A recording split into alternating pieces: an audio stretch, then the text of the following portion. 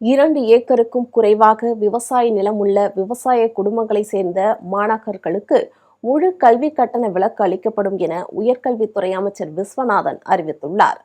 தமிழ்நாடு நிதிநிலை அறிக்கையில் உயர்கல்வித்துறைக்கான அறிவிப்புகளை அமைச்சர் விஸ்வநாதன் சட்டப்பேரவையில் வெளியிட்டார். அதன்படி உயர்கல்வி பயிலும் திருநர் மாணாக்கர்களின் கல்வி, வாழ்வாதாரம் மற்றும் மருத்துவ செலவுக்காக அரசு உயர்கல்வி நிறுவனங்களில் சேரும் 50 திருநர் மாணாக்கர்களுக்கு தலா 2 லட்சம் ரூபாய் நிதியுதவி வழங்கப்படும் என்று கூறினார். தமிழ்நாட்டை சேர்ந்த இளைஞர்களின் உலகளாவிய வேலைவாய்ப்பு திறனை மேம்படுத்தும் பொருட்டு தமிழ்நாட்டில் உள்ள உயர்கல்வி நிறுவனங்களில் ஜெர்மன் மற்றும் ஜப்பானிய மொழி பயிற்சி வழங்கப்படும் என்று கூறினார்.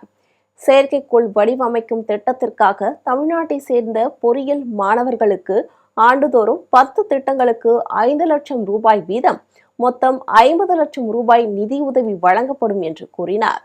2026-27 கல்வியாண்டில் 10 அரசு கலை மற்றும் அறிவியல் கல்லூரிகள் தன்னாட்சி கல்லூரிகளாக தரம் உயர்த்தப்படும் என்றும், தேர்வு செய்யப்படும் 10 கல்லூரிகளின் கட்டமைப்பு வசதிகள் 20 கோடி ரூபாயில் மேம்படுத்தப்படும் என்றும் தெரிவித்தார்.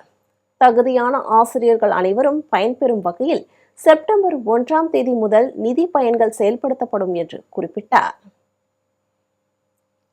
உயர்கல்வி பயிலும் திருநர் மாணாக்கர்களின் கல்வி, வாழ்க்கை தரம் மற்றும் மருத்துவ செலவுகளுக்காக அரசு உயர்கல்வி நிறுவனங்களில் சேரும் 50 திருநர் மாணாக்கர்களுக்கு தலா 2 லட்சம் நிதி உதவி வழங்கப்படும். இதற்காக 1 கோடி நிதி வழங்கப்படும்.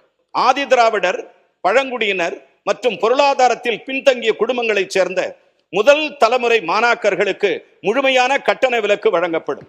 விவசாய நிலம் 2 ஏக்கருக்கும் குறைவாக உள்ள விவசாய குடும்பங்களைச் சேர்ந்த மாணாக்கர்கள் அரசு கல்லூரிகள், அரசு பல்கலைக்கழகங்களில் படிக்கும் பட்சத்தில் அவர்களுக்கு முழு கல்வி கட்டணம் விலக்களிக்கப்படும்.